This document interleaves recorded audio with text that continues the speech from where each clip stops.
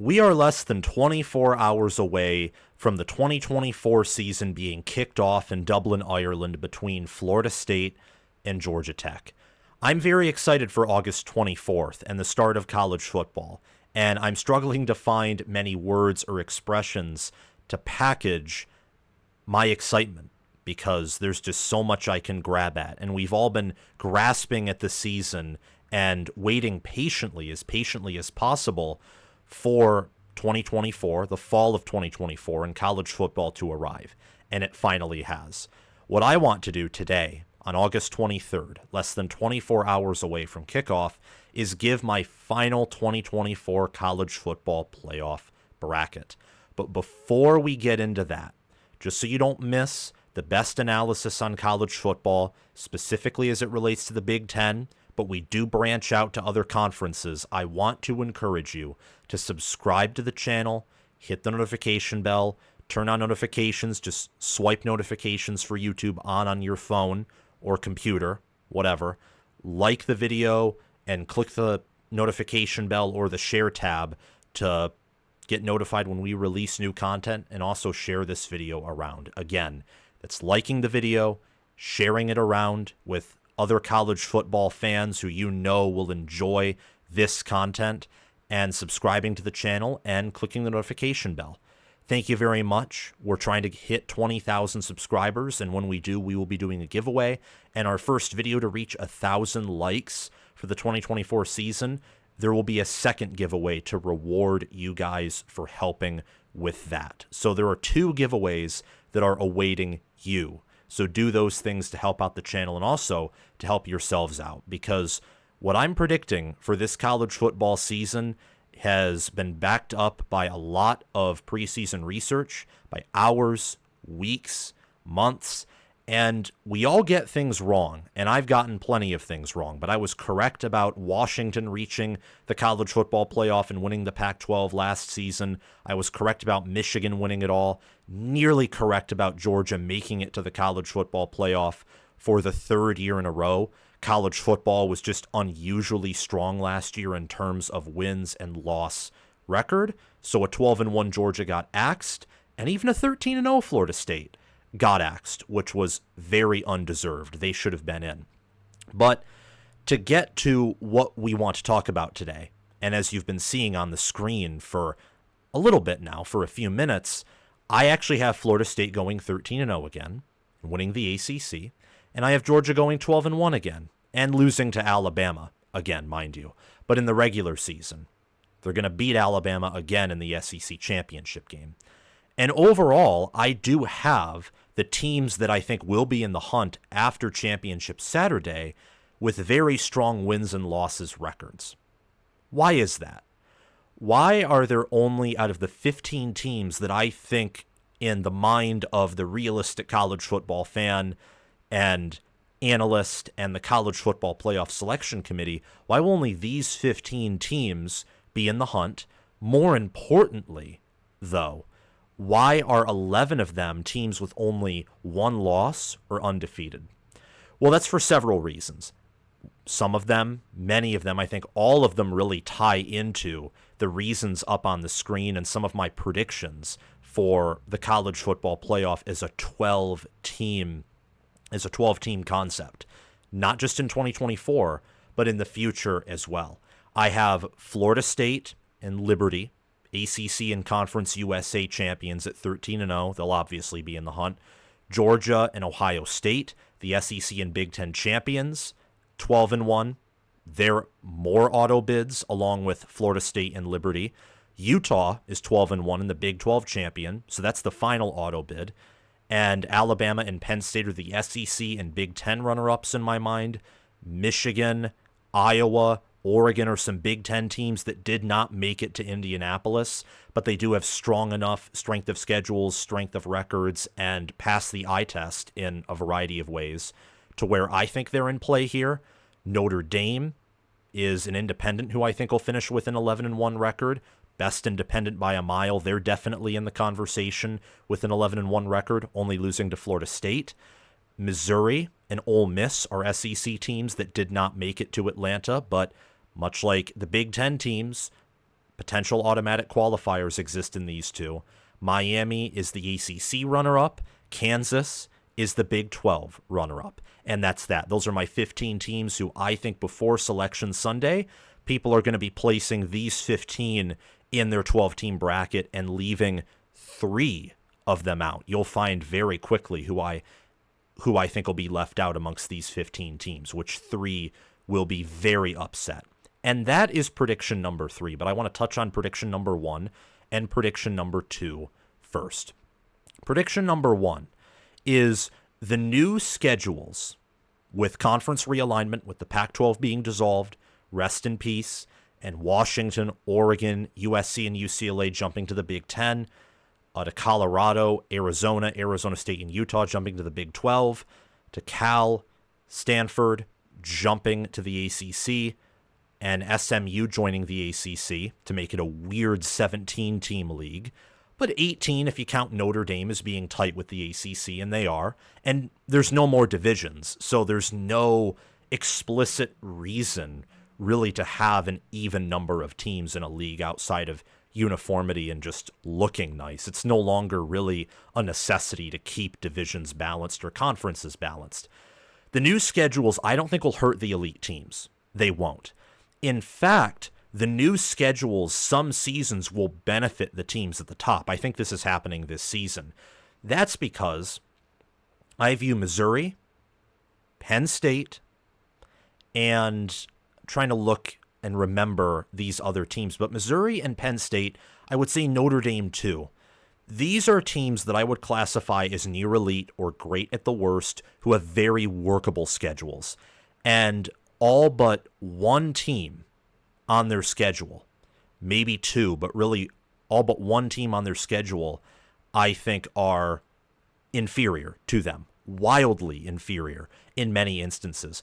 Iowa has a very easy schedule, and they will probably be favored over everyone except for Ohio State, which is who I have their one loss to.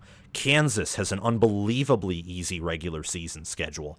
For Miami, it projects to be the same thing as of right now, though if Florida is better than I think, that's a tough non-conference game. Virginia Tech is also tough, but a lot of these teams that I think will be in the hunt have very workable strength of schedules. You notice, obviously, as I mentioned, in Florida, they're not up here, but that's partially because I don't think they'll be that good of a team. They'll be average and better than what their record says, but they won't be up here. Texas, on the other hand, is a team that plays 4 top 15, top 20 teams in my mind. And if you look at the team talent composite, which just dropped, they're playing 4 top 15, 3 top 10 teams in talent, and they're joining a new conference. So Texas, I have a confession to make. I have them going 9-3, but I think they'll be a top 10 team, actually top 8 in power ratings. But they won't be in the hunt in part because of a stronger strength of schedule than what they have faced in the past, and stronger than many of these teams that I think will be in the hunt. I do think Texas will be better than, for example, Ole Miss, Kansas, Miami, Iowa, Notre Dame, Utah, Texas, Liberty too. They'll be better than nearly half of the teams in the hunt, but because they suffered some close losses, others fairly sizable losses, like to Georgia, for example, they won't be in play. New schedules will benefit a lot of teams. And as for the elite teams, their depth, in the case of Georgia, Ohio State, and Alabama, is so far above everyone else's depth that just adding a few extra pounds to their deadlift or their bench or their squat, whatever lift analogy you want to use, they're on steroids and they're getting bigger and better every year. In fact, the gap in recruiting is still growing, as showcased by the fact that Alabama's roster last year, I think, was the most talented in recruiting rankings history. So just adding a few extra pounds to their 900 or 800 pound deadlift, if their schedule's that tough, they can pull 1,000 pounds as is. So I think they're still going to be fine. And in fact, a lot of these new schedules and new conference realignments will hurt. What they'll do is they'll hurt the middle of the road or above average, good, great, maybe near elite teams who have tough schedules. But then again, that'll be balanced out by those same caliber of teams that have easier schedules, like Missouri, Penn State, Iowa, for example. Prediction number 2 is there will be more upsets, and this won't need much explaining, but it will be harder for a 2022 TCU or 2023 Washington type team to win it all. The number of upsets will increase due to the volume of college football playoff games nearly quadrupling. We're going to go from 3 games, the 2 semifinals and the 1 national championship game, to 11. 4 in the first round, 4 in the second round, 2 for the semifinals, 1 for the national championship. You're adding 8 games. So, of course, the number of upsets, whether you want to classify those as, a lower seed over a higher seed, or what I would call a true upset, in an inferior team beats a superior team in terms of power ratings, well, I think there are going to be more of those. But in the sense of a Cinderella story, like the 2022 TCU or 2023 Washington type team winning it all, or 2021 Cincinnati, that will get much harder, and that was already very challenging. So maybe it will be nearly impossible. Of course, rules are meant to be broken, but I'll have to see it to believe it. Your Cinderella stories will, in this new college football world with the 12-team playoff, and same with the 14 playoff and 16-team playoffs that will likely be instituted in the next few seasons when expansion is inevitable, they will likely be your great or near elite or maybe elite team that just lost more games than their general performance would indicate. And they have several blue chip players, and they get hot later in the year and earn a 5-12 seed. 2016 Penn State is a team that comes to mind. 2017 Penn State with Saquon Barkley and Trace McSorley, another team that comes to mind. 2017 Ohio State, who dominated Wisconsin in the Big Ten championship game and owned a respectable Michigan State team that year. They lost to Oklahoma and got blown up by Iowa. Those type of teams that are really good but make mistakes or suffer weird lapses, they'll get in. 2018 Georgia is another example of this. 2019 Georgia definitely gets in. Last year's Georgia would get in this past season. They would get in as not the 5 seed with this new format. They wouldn't get in as the 5 seed for sure. That probably would have went to Florida State. But maybe they do, because maybe if the committee keeps Florida State out of the top 4, but they're in the playoff, they could seed them as the 6th seed and put Georgia at 5, or Georgia's at 6 last year, and they probably win a few playoff games. Maybe they win it all. I think Michigan was the nation's best team last year and matched up decently with Georgia, but that Georgia team and many others, same with many Penn State teams, some Ohio State teams under Day and Meyer that missed, those type of teams will get a shot. And those are teams that, especially with the Urban Meyer, Ryan Day, and Kirby Smart examples, not necessarily James Franklin in general, those teams will be able to make deep runs and potentially win it all in years that they weren't even invited to the 4-team playoff. And prediction number 3 is there will always be controversy. And I think examples of this season and in the future will be the SEC containing as much talent as they do, I think will result in a Pac-12 type cannibalism, which I think will benefit the more top-heavy Big Ten and give the Big Ten an edge when it comes to number of teams entering per year. This could also happen with the ACC if the ACC plays a respectable out-of-conference schedule, or let's say Miami and Florida State are both, only have 1 loss entering the ACC championship game, and the loser of the regular season matchup beats the winner of the regular season matchup, so they're both 12-1. They probably get in. Clemson, if that happens and they're facing Florida State or Miami, same thing.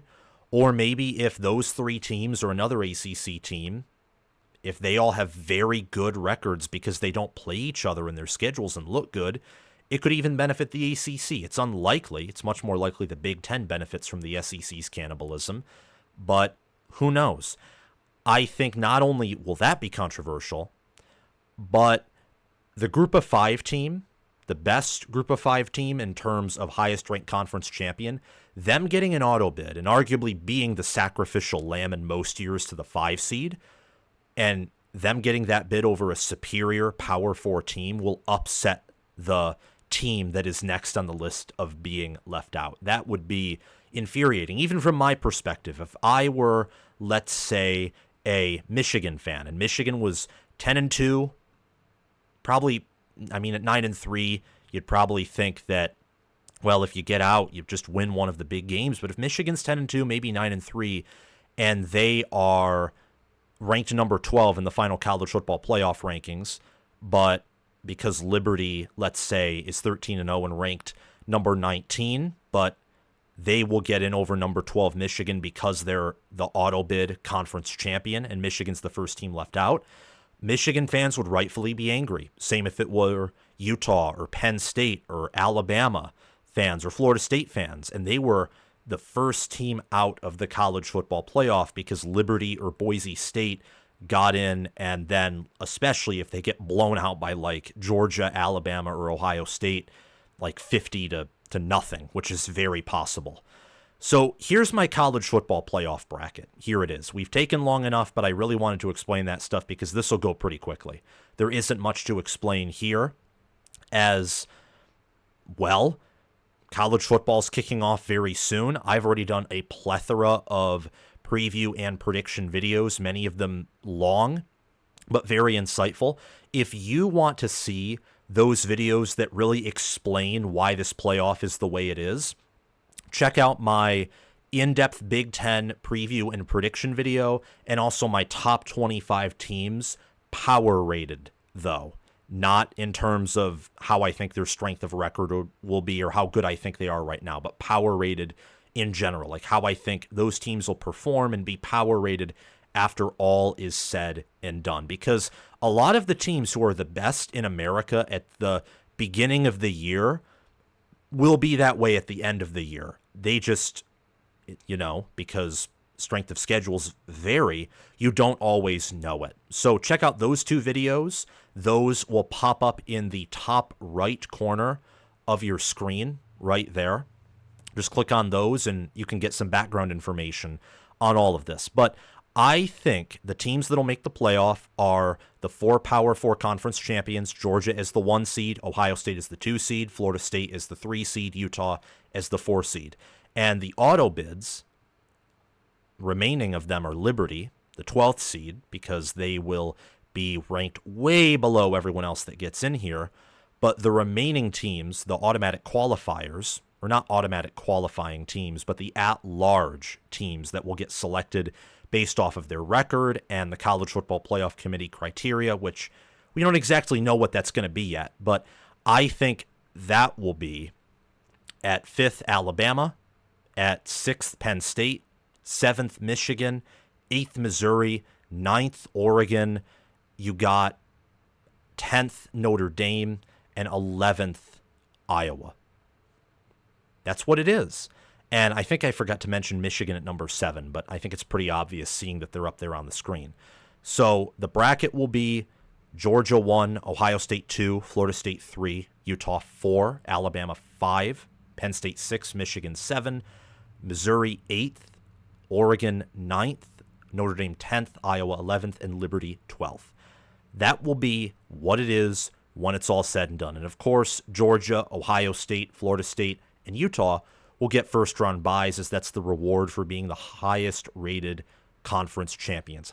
4 highest-rated conference champions. If for some reason, I think this is how it works, but if for some reason the Big 12 or likely ACC champion, likely those two, if there's a big upset that happens and there's a strong group of 5 team, you could see the top group of 5 champion theoretically get a first-round bye, and one of those 2 champions that isn't the SEC or Big Ten champion getting another seed that isn't the top 4. I think that's how it works, but that's in theory. In all likelihood, in most, if not all seasons, your top-rated and only automatic qualifying team from the group of 5 will be the 12th seed, and they certainly won't be in the top 4. But this will be what the round one matchups look like. It'll be Alabama versus Liberty, Penn State versus Iowa, Michigan against Notre Dame. That will be a good matchup because that's been a storied rivalry in college football. And Oklahoma versus Missouri. And Alabama will host Liberty, Penn State will host Iowa, Michigan will host Notre Dame, Missouri will host Oregon. And how I think those games will go is Alabama obviously beats Liberty. There's really no explanation required for that matchup. Alabama is just vastly superior at really every position. Plus, they host a playoff game. They have a lot more talent, better coaching, better resources. Just everything goes Alabama's way. Again, whoever is going to be the team that is just left out, who is the first of the first four that are left out of this playoff, will be angry because they will probably play Alabama much more competitively than Liberty will. I said probably. There's always a chance that something crazy happens, but likelihood says that the first team left out of this playoff, who I have as Miami, would play Alabama closer. And in fact, with Miami's good run game, offensive line, and their strong defensive line, they'd probably match up way better too compared to Liberty with Alabama. I have Penn State beating Iowa for similar reasons. It won't be as drastic of a victory as Alabama's over Liberty's, but Penn State is better, way better on offense, and they're close to Iowa on special teams and defense, and they're hosting Iowa in a playoff game. And the playoff games at Penn State will have a whiteout environment if Penn State hosts a playoff game, and I think they will. Last time Iowa played in a whiteout against Penn State, they lost 31-0. And while I think Iowa will be better this year, far better than they were last year, I think Penn State improves too. And they're at home. They have the better quarterback, better receivers, better O-line, running backs. I'd say equal or better tight ends. I think they have the better defensive line, close to the same level of linebackers. And Iowa has their biggest advantage is probably at linebacker or DB, maybe special teams. They just don't have the offense to win in Happy Valley. So Penn State captures that game. I have Michigan beating Notre Dame. Michigan is better in the trenches than Notre Dame overall. Notre Dame has some good players at secondary and on the defensive line. And by good, I mean elite NFL-type players. But home field advantage is going to be huge. It always is huge. But I think especially in the playoff, with college environments, you're going to see it come through. This, along with obviously Missouri and Oregon, will be the most competitive first-round games, much more competitive than Penn State over Iowa and Alabama over Liberty. I think Michigan comes out of this game with a win because they're slightly better or significantly better at a variety of positions. I think Michigan is better all over on defense. They have one of the best defenses in the country. Notre Dame also has a top 10 defense, but Michigan's is, I'd say, top 4, top 5, and just at a different level. Michigan has better special teams. And as for offense, Notre Dame probably has a more balanced attack, even a higher ceiling, perhaps, I would say. But Michigan's offensive line is underrated. They've been well conditioned. They have more experience than you would think, as they have lost 6 offensive linemen. And they have a great tight end, great running back.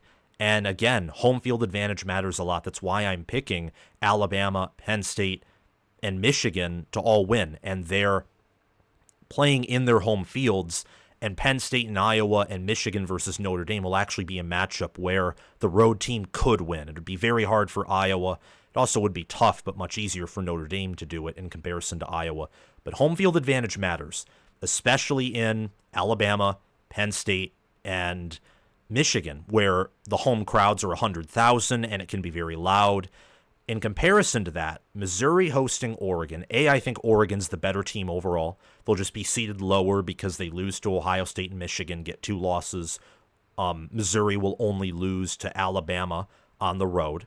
So 11-1 Mizzou, I think, gets the nod over 10-2 Oregon. But Oregon's better overall. I think they have the better O-line, better receiver core, better quarterback, just better offense in general. And I think they'll also have the better defense. And while I think Drinkwitz is a similar coach to Lanning, and Drinkwitz, I think, has done more with less, Oregon, I think, will come in, they'll play a tough game, and I think they'll come out with a win because they have a higher ceiling on both sides of the football. And Missouri's game is offense. And they did have a sneaky good defense last year, but they're replacing a lot there. Oregon has better staff continuity and a higher ceiling at the position that both teams want to play, which is offense. Both want to lean on their offense, and Oregon's better at that. So I think consequentially they overcome the home field advantage of Ferret Field that benefits Missouri. Up next in the second round, I have these results: Oregon versus Georgia, Alabama versus Utah, Michigan versus Ohio State for the Rose Bowl, which would, as a commenter said, feed families, would be awesome, and Penn State versus Florida State. I have Georgia beating Oregon, Alabama beating Utah, Penn State beating Florida State, and Michigan beating Ohio State. For Georgia, it's the fact that Lanning is building Oregon after Georgia. He is emulating what Georgia is doing. And I think Georgia is better at quarterback. Georgia's better on the O-line. I think Oregon is better than them at running back and receiver, but Georgia's better at tight end.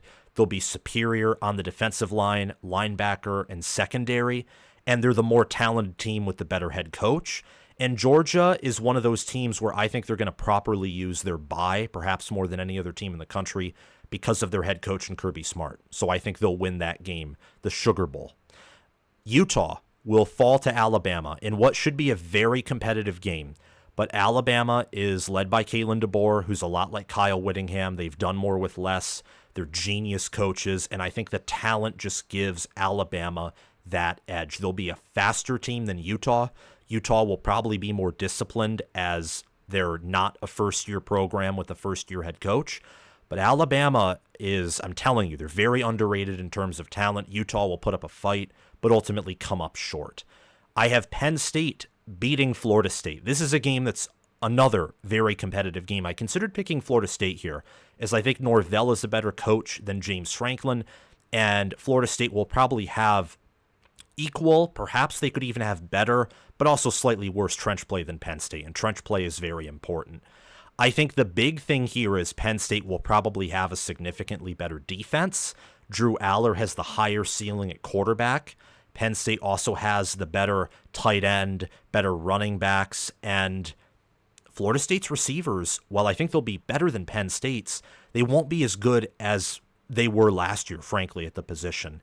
And I think that Penn State, well, it's a fact, not I think, they do have more talent, and I believe that Andy Kotelnicki being hired as their offensive coordinator will help cancel out a lot of James Franklin's poor game management that has been documented by myself and many others year over year over year. And finally, Michigan against Ohio State. I have Ohio State beating Michigan in the regular season. It's going to be on a neutral field, so Ohio State's previous home field advantage that they had in Columbus will be canceled out. I think Ohio State overall is the better team, but I still think Michigan has the overall superior trench play.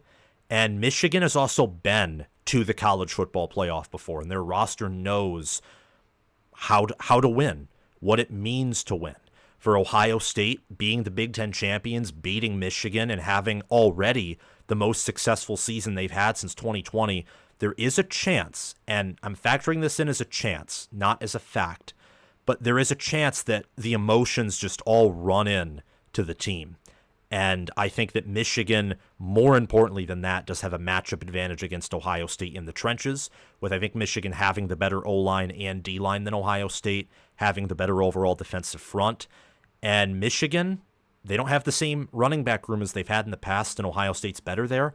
But look out for Donovan Edwards, and look out for Will Johnson, the secondary, and also the special teams. Special teams are very underrated. It's part of the reason why Alabama played Michigan as closely as they did. Michigan profiled will probably have a much better special teams unit than Ohio State as well. Now moving on to the semifinal games, Georgia versus Alabama for the third time in the season, and Michigan versus Penn State, which Penn State doesn't play Michigan this year, so first time. I think Georgia beats Alabama, and I think Michigan beats Penn State. Michigan versus Penn State will be a close game. And whether it's Michigan against Penn State or Florida State versus Michigan, or Ohio State versus Penn State, or Florida State, like any of those four teams, Michigan, Ohio State, Florida State, and Penn State, I could easily see winning their games. But I cannot really see Oregon or Utah winning their games against Georgia and Alabama, respectively. I think there's a pretty good chance that the Georgia versus Alabama semifinal is viewed accurately as the real national championship game, whereas Michigan and Penn State, they could win it all, but they don't have the same talent that Georgia and Alabama do. And speaking of talent, and more importantly, depth, Georgia's the deepest team in the country with the best head coach in the country. And something they have that Alabama doesn't at this current moment is depth along the offensive line. Both of their starting fives, I think, are the top two in the country, perhaps, but their depth could not be any different. Alabama is way younger in the two deep than Georgia is, and Georgia's just better overall, even up front. And on the D-line, Georgia is better than Alabama as well. Combine that with Georgia having the better head coach and returning more production, and I think Georgia, as the season goes on, retains a lot of their depth. Alabama, if any injuries pile up, they could become a much worse team than I think they'll be, and I have to give Georgia the edge there.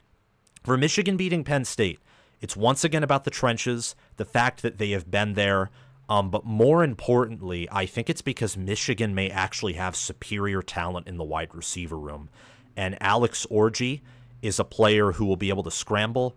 I don't think he'll be a great quarterback or great, maybe even good at throwing the ball, but Michigan will have a better defense, better overall trench play. They actually have the better tight end. That's saying a lot because Penn State is really good tight ends and slightly better special teams.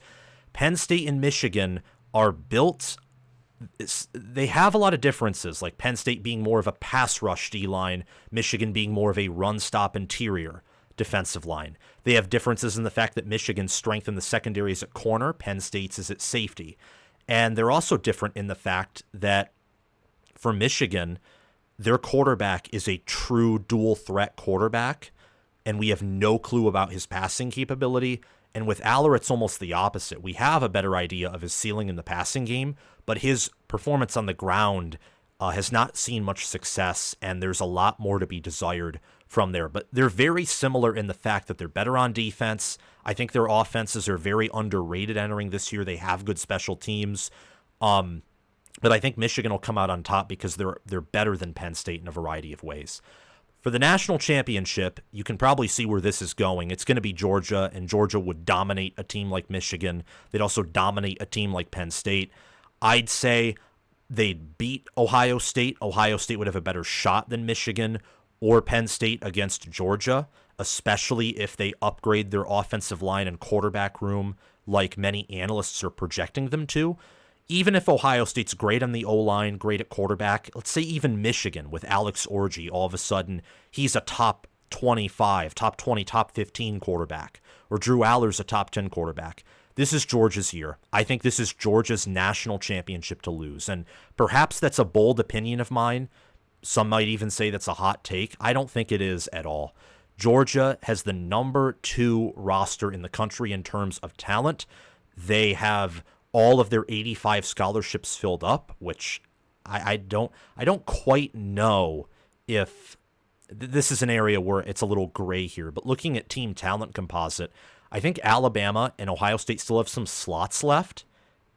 And with Georgia, I think all their slots are filled up. They know how to run their strength and conditioning program and recruit. Most importantly, they have the best head coach in the country. And out of Alabama, Ohio State, Michigan, and many of these teams that are in this bracket, they return the most production. And they have the most balanced roster, most balanced attack. And they're up there. And maybe number 1 in terms of overall trench play. So there's just too much going in Georgia's favor for me to ignore them. And I think they're the national champions of the 2024 season. I could be wrong, but I don't think I am here. I will, though, if I am, always admit my mistake. Thank you all so much for watching this video. I want to give a shout out to my Patreon members. Thanks to Crash2488 and Brasco Rascal for sponsoring this video as a Heisman member of my Patreon page. Thanks to Chris Lane, Connor Little OH, and Ismar for being All-American members and sponsoring this video and channel. Thanks to John Lynn, Roaming Gnome, Matthew Sale, Austin Christmas, and Janisha Cockrell for sponsoring this video and channel as all conference members. If you want some bonus content in the form of occasional live shows during Saturdays where I react to games live and interact with you, sign up as an All-American or Heisman member. It's $10 and $25 a month. For the $25 a month as a Heisman member, you do get signed College Football with Sam merchandise after 6 months of membership.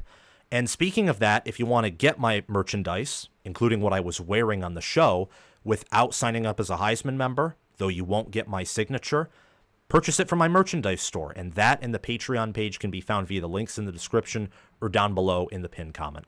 Thank you guys so much for watching, and I will see you all very soon. Bye-bye, and let's get started with college football.